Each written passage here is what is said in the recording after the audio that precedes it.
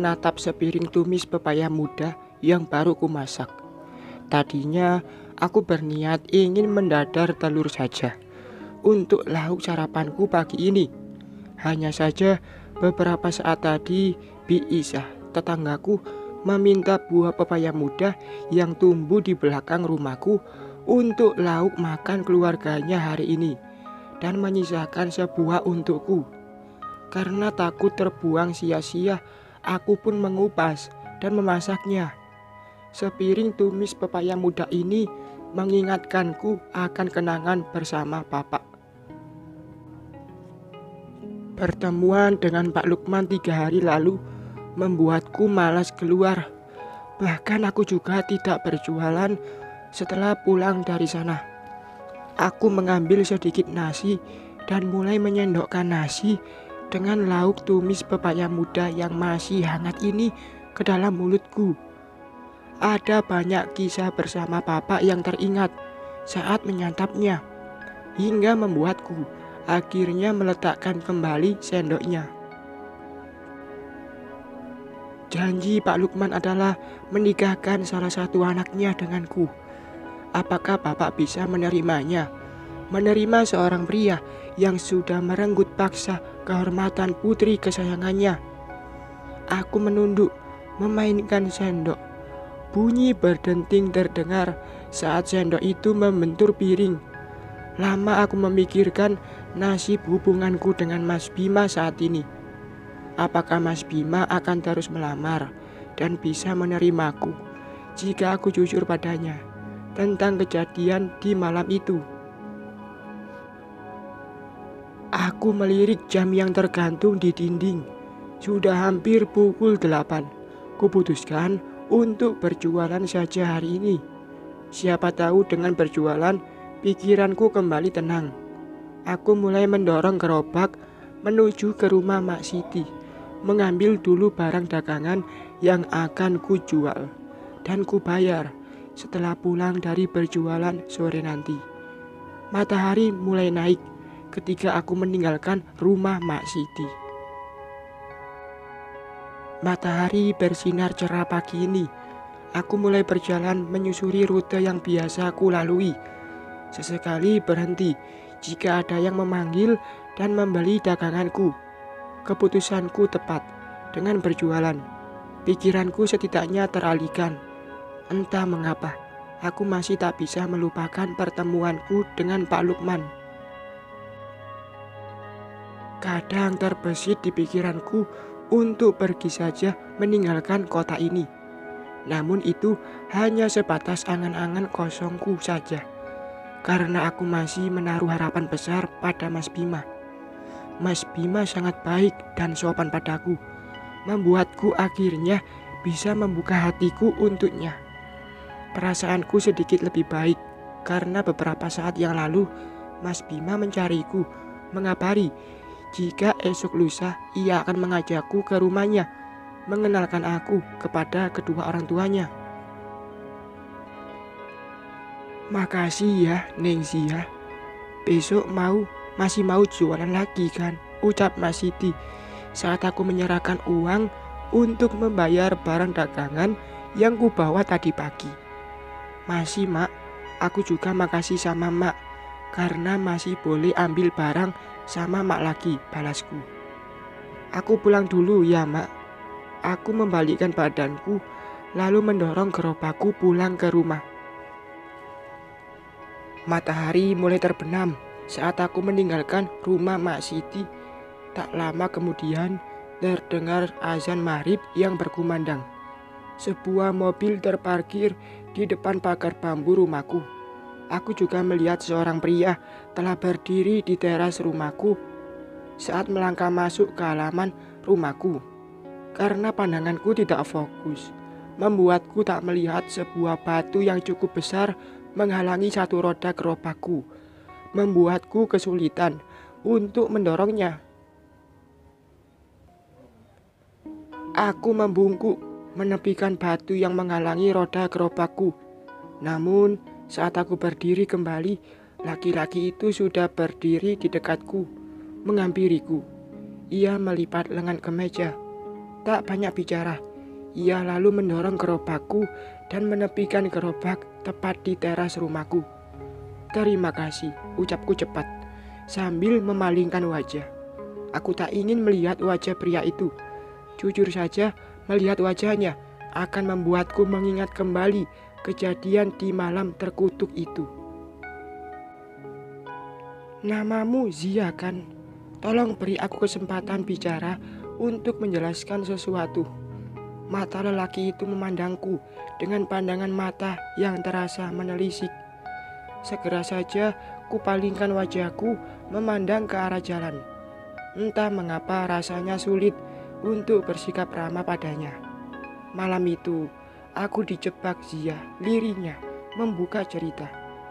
Lelaki itu diam sejenak, seakan ingin mengatur emosinya. Aku melipat kedua tangan di dada sambil menunggunya bicara. "Aku masih menunggu," ucapku mengingatkan. Ia mengangkat salah satu sudut bibirnya, melanjutkan kembali ceritanya. "Awalnya aku berniat datang, memenuhi sebuah undangan pernikahan seorang teman, dengan mengajak seorang teman wanita yang sudah beberapa minggu ini dekat denganku. Tapi jujur saja, meski kami dekat, aku menganggapnya tak lebih dari seorang teman saja." Ia kembali berhenti sejenak, menoleh padaku. Singkat cerita, begitu hendak pulang dari sana, entah kenapa aku merasa kepalaku sedikit terasa berat dan pusing. Atas saran darinya, aku memutuskan untuk mampir ke rumahnya dan beristirahat sejenak di sana. Aku masih ingat kala ia memberikanku segelas minuman dingin yang tanpa sepengetahuanku sudah dicampur alkohol. Beberapa saat berlalu, aku mulai merasakan ada sesuatu yang tak beres dengan tubuhku. Terlebih lagi ketika mendengarnya memintaku untuk beristirahat saja di kamarnya. Aku berpikir positif. Mungkin kondisiku akan lebih baik dengan beristirahat. Aku pun menuruti saja sarannya, berbaring sambil menutup mata. Namun, meski mataku tertutup, aku tak sepenuhnya terpejam. Karena mengira aku tertidur, kulihat ia kembali memasukkan sesuatu ke dalam gelas minumanku. Menyadari jika ia hendak berniat buruk padaku, kuputuskan untuk segera pulang. Meski saat itu kesadaranku sudah mulai semakin menurun. Aku menyimak dengan baik penjelasannya. Apakah aku harus mempercayainya? Entahlah. Lalu, apa yang terjadi setelahnya? Tanyaku mulai penasaran. Aku yakin ada yang tak beres dengan tubuhku. Apalagi saat melihat tubuhnya yang sudah berganti dengan lingerie seksi. Seakan ada sesuatu yang hendak melesat keluar, membuat dadaku semakin panas dan berdebar. "Maksudmu saat itu kau..." "Ya, tebakanmu tepat. Aku sangat. Saat itu, Zia, aku." Saat melihatnya, aku semakin yakin bahwa minuman itu sudah dicampur pula dengan obat. Ia memejamkan matanya beberapa saat, cukup lama. Kami berdua bungkam. Sengaja aku menunggu ia bicara kembali. Akhirnya, beberapa saat kemudian, ia melanjutkan kembali ceritanya. Dengan mengumpulkan sisa kesadaran, aku bangkit dan mendorong tubuhnya cukup keras. Saat kembali menawarkan minuman itu padaku, aku segera menepisnya, hingga akhirnya minuman itu tumpah membasahi bajuku, mendorong tubuhnya sebelum akhirnya pergi dari rumahnya. Takut terjadi hal yang lebih buruk lagi, ditambah fokus pandanganku yang mulai berkurang, disertai hujan yang mengguyur cukup deras.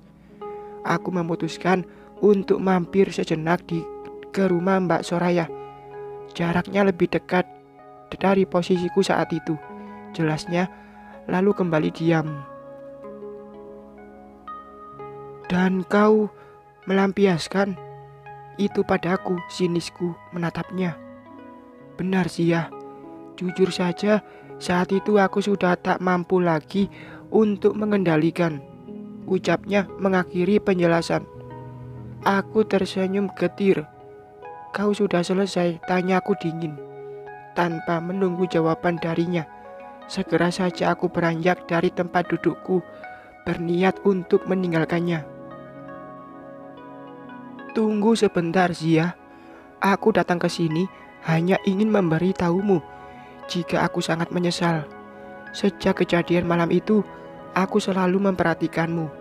Awalnya, aku ingin langsung menemuimu sendiri, tapi aku tak punya keberanian. Aku takut kau akan lari sebelum mendengar penjelasanku.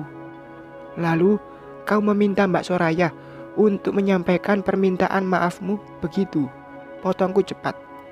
Iya, sungguh aku benar-benar minta maaf. Kembali aku tersenyum getir. Jika kau sudah selesai bicara, pulanglah. Aku lelah, mau istirahat, usirku. Zia, aku sungguh menyesali kejadian malam itu. Apapun akan kulakukan demi menebus kesalahanku. Jika kau ingin melaporkan kejadian itu ke polisi, maka lakukan. Aku akan mengakuinya. Satu hal saja aku minta darimu. Tolonglah bebaskan papaku dari hutang dan janjinya pada almarhum bapakmu. Selamat malam, ucapku sambil berlalu, melangkah masuk ke rumah. Tak kupedulikan ia yang masih tampak ingin menjelaskan.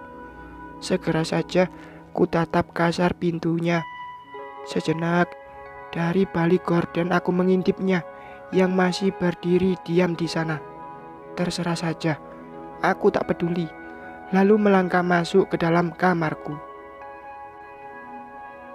Kedua sisi pikiranku kini mulai terdengar bertentangan. Aku masih bingung, haruskah aku mempercayainya, semua perkataannya? Entahlah, aku sendiri tak tahu. Mungkin lebih baik aku memikirkan tentang permintaan Mas Bima tadi siang. Ia bilang esok lusa akan memperkenalkan aku dengan kedua orang tuanya. Bapak, maafkan aku. Bukan aku tak ingin menerima calon suami yang kau pilihkan, tapi aku ingin memilihnya sendiri. Aku bergumam lirih. Deru mobil terdengar samar.